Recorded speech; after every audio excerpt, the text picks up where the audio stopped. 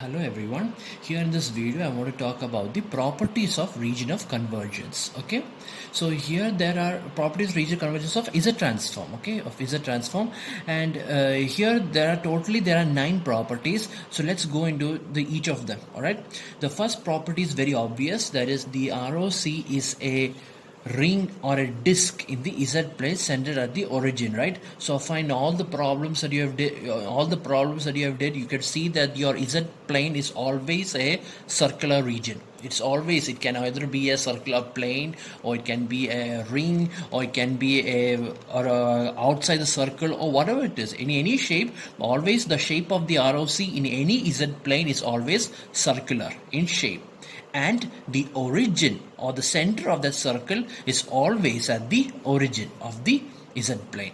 Okay, so this is the first property of ROC of Z transform. All right, and the second property is also very important, that is the no ROC of Z transform contains any poles, or the ROC cannot contain any poles. Okay, so you can use this property when you're checking for your final answers, right? When you are doing a problem, when you see that your problem, in any of your problems, if the pole comes in within the region of your ROC, then there's something wrong with your answer. So like that, you can cross check this using this property, that is no ROC will contain any poles, right? Just like your Fourier transform, right? Just like your Laplace transform. In your Laplace transform, you are basically, when you are applying Laplace transform also, the region of convergence is basically a vertical strips, right? Vertical strips of regions, and in these vertical strips also they will not find any poles, just like your ROC of Z transform. Here the shape is circular region, but even in that region also it will not contain any poles. Okay, so now let's look at the third property. If x of n is a finite duration and causal sequence, then the ROC is the entire Z plane except at Z is equal to 0. Okay, so finite duration means it doesn't go up to infinity, and causal sequence means x of n is a right-sided signal, right? We have already did a problem that satisfies this property, right? If you look at this problem over here that you did in the last video, right, here you can see basically that this is a this is a finite duration, and this is a causal sequence. Because why it is a causal sequence is because it is a right-sided sequence. See, all the values comes in the right side of the graph, so this is a causal sequence, and it is a finite duration. And when you check the ROC of this, here you can see when you are finding the ROC, you get that the ROC is the entire Z plane except at Z is equal to 0. Why it is like so is because you get this kind of an answer, right? In this answer, if you can see here, most of the terms will have the power of Z raised to a negative value. So that means if you substitute that value of Z as equal to 0, then you will get the Z transform as equal to infinity, right? So that is why for a finite duration causal sequence, or a finite duration right-sided sequence, always the x of Z can be the entire Z region, but the value of Z should not be equal to 0, because if it becomes equal to 0, then x of Z is not defined, right? So therefore the ROC is the entire Z plane except that Z is equal to 0. That is the third property. Okay, now let's look at the fourth property. If x of n is a finite duration, just like over here, if x of n is a finite duration, but it is anti-causal sequence. Anti-causal sequence means left-sided sequence. So if x of n is a finite duration, anti-causal sequence, then the ROC is the entire Z plane except at Z is equal to infinity. Right? We have also done a problem that sees this property also, right?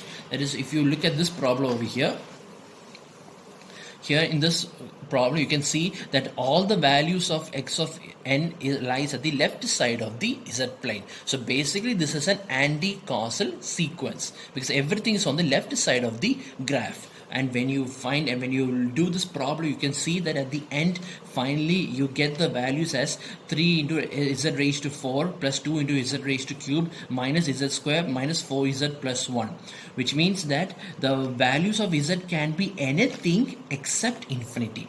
right? For any value of z, the x of z will have a value, but except at z is equal to infinity, x of z is not having a value, it becomes infinity, right? So therefore the ROC is the entire z plane except at z is equal to infinity. So this is also another property that you have seen, right? That is, if x of n is a non-causal and finite duration, then the ROC is the entire z plane except at z is equal to infinity, right? So that is the fourth property. Now let's look at the fifth property. The fifth property says that if x of n is of finite duration, two-sided sequence means then it is the values of x of n is both at the right side of the graph and at the left side of the graph, right? Positive values are there as well as negative values are there.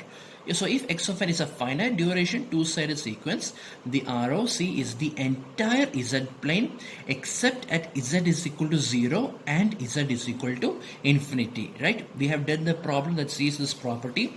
That is, if you look at this problem here, you can see that this is the right side of the graph and this is the left side of the graph, and the origin is at z is equal to 0, is x of n is equal to n of is equal to 0 is at value 3, right?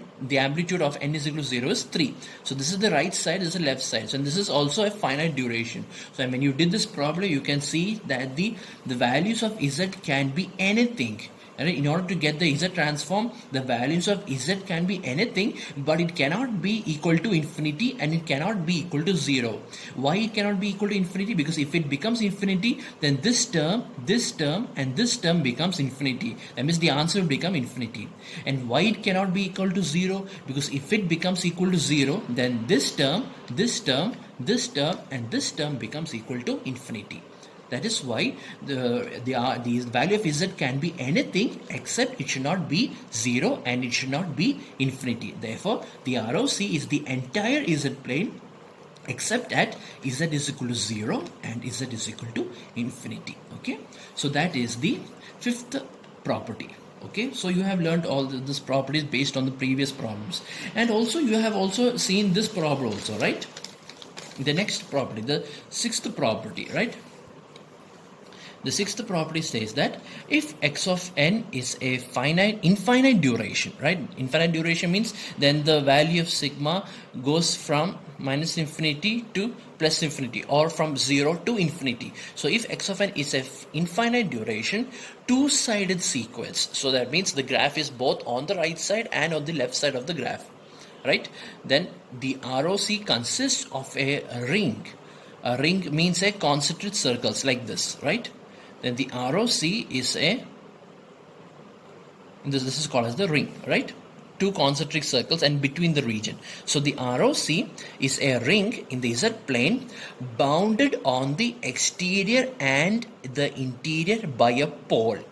Bounded means then there is a pole on top of the every line. There is a pole on top of the every line of the circle of the ring, every line on the ring, right? A ring has two lines, on the exterior line and the interior line. So the exterior line will contain a pole and the interior line also will contain a pole, but the interior region does not contain any pole. That means it is bounded on the exterior and interior by a pole but not containing any poles. That means there is no poles inside the ring. There will not be any poles inside the ring. There will be a single pole on the exterior part of the ring and on the interior part of the ring. Or there will be a pole only on the external part of the line of the ring and the internal line of the ring. Okay, but not inside the ring. You have also did a problem based on this, right? If you check this question over here, right, here you can see that this is a infinite duration. You see, because here there is no any sequence, and here the equation is a function of n. So that means sigma from n is equal to minus infinity to plus infinity. That means the value of n can go as goes up to infinity. So this is an infinite duration. All right, and also this is a two-sided sequence. This is the right-sided sequence and this is the left-sided sequence. So this is also a two-sided graph, right? And when you did this problem, when you did this problem, finally you get these two ROC, right? And when you are going to find the final answer, you can see that in these two answers, the overall ROC is looking like this. See, this is your overall ROC, and here you can see that the pole over here is at Z is equal to A and Z is equal to B. You see, these are the two poles. Z is equal to A and Z is equal to B, right? So these are the two poles. So here you can understand the ring is bounded by the interior part and on the exterior part by a pole. The interior part is by a is in the interior part it is bounded by a pole, and that pole is A, and the exterior part is also bounded and is bounded by the pole B. See, A and B is exactly on the interior line and on the exterior line, but the internal region does not contain any poles, right? There is no poles inside this region. Okay, that is what this sixth property mean. Okay, now the coming three properties you just have to remember. It's one of the properties of ROC, that is the ROC of a linear time invariant stable system, right? A linear time invariant system means any system that has the value of h of t or h of n, the impulse response, right? The ROC of an LTI stable system contains a unit circle. Unit circle means the radius of the circle is equal to 1, or the magnitude of Z is equal to 1. Okay, always contains the unit circle. And the eighth property is the ROC must be a connected region. What does this mean, sir? The ROC must be a connected region is means that every ROC is always connected to each other. That means you will not get two ROCs that are not joined together. You will never find an ROC that is disjoint. You will never find an ROC that is disjoint. For example, if you look at this graph, okay, this graph is wrong, this graph is impossible. You will never get an ROC that looks like this. Okay, that's what this means. You will never get an ROC. The problem, why is that? Because there are two ROC over here. One is outside the circle and one is inside the circle. You will never get an ROC in this format. Either it has to be inside this circle, or either it has to be outside this circle, or either it has to be inside this region. Whatever it is, the regions are all, the ROC is always connected. It is one single region. It will not be a two separate or two or more separate regions. It will always be a single region. That is what this means.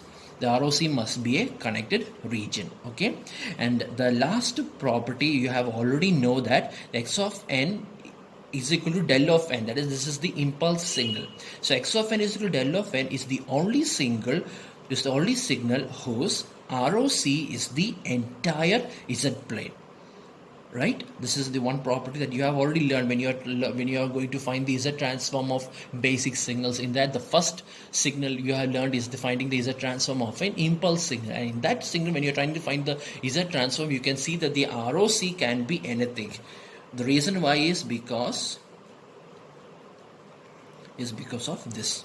As Z transform of del of n is equal to 1. So therefore, the value of Z can be anything. It doesn't make any difference. So therefore, this is the only signal in which the ROC is the entire Z plane. Okay.